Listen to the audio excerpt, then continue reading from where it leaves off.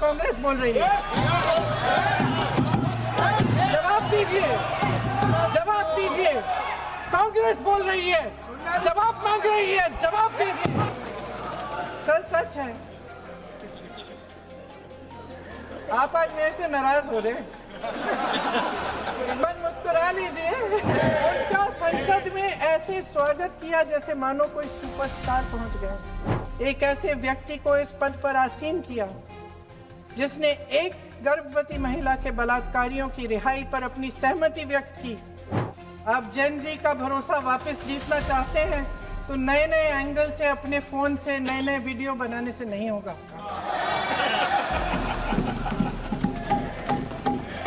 प्रधानमंत्री जी को कैमरे का एंगल नहीं, दिल का एंगल बदलना पड़ेगा। अगर देश का युवा निराश हो गया, उसकी उम्मीद टूट गई, तो सबसे बड़ी हार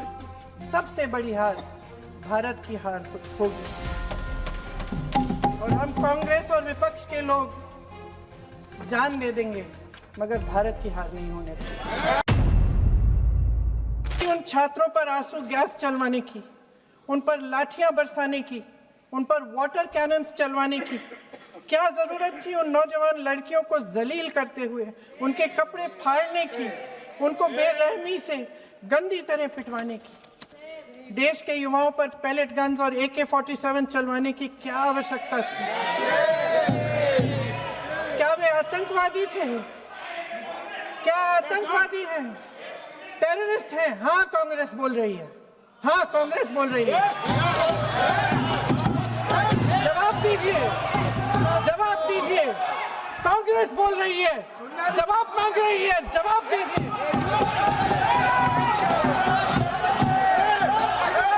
कौन जवाब देगा? कौन जवाब देगा? गृह मंत्री जी जवाब देंगे। किसने ऑर्डर दिया? किसने ऑर्डर दिया पैलेट गन्स चलाने के लिए? किसने ऑर्डर दिया?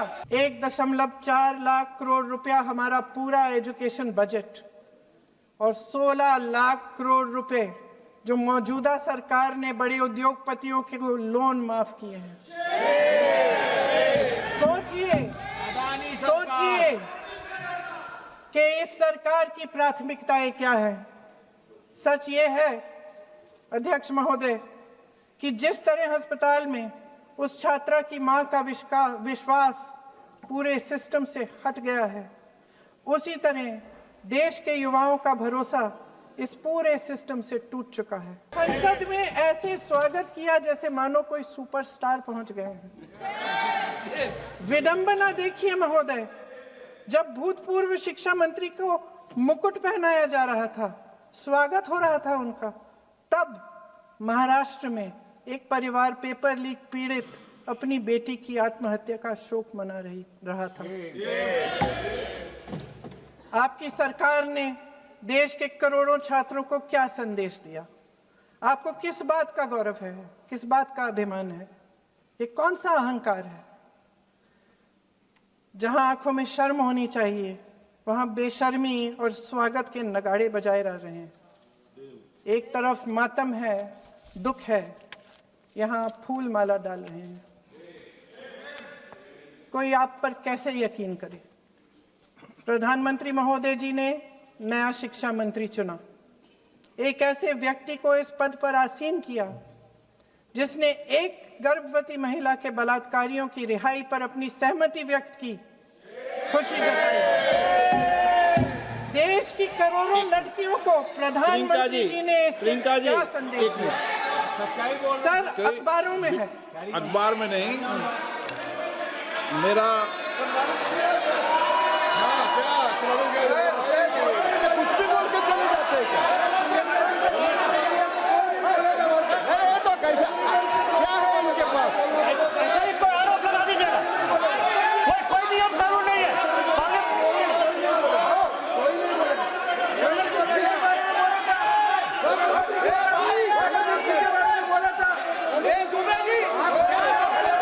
नई नई कमेटियां बनाने से काम नहीं चलेगा।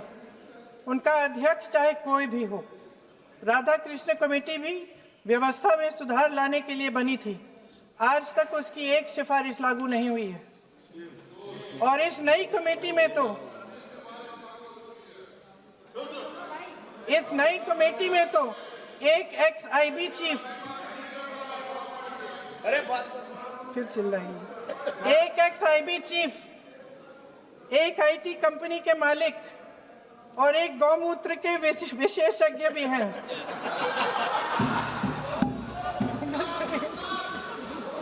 तो सच है क्या?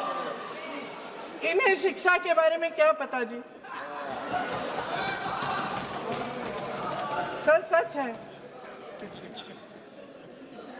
आप आज मेरे से नाराज हो रहे हैं? मन मुस्कुरा लीजिए। वो आपने भी चुनाव लड़ा।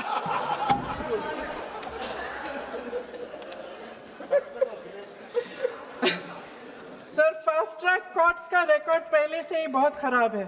अगर देश का युवा निराश हो गया, उसकी उम्मीद टूट गई, तो सबसे बड़ी हार भारत की हार होगी। और हम कांग्रेस और विपक्ष के लोग जान दे देंगे, मगर भारत की हार नहीं होने देंगे।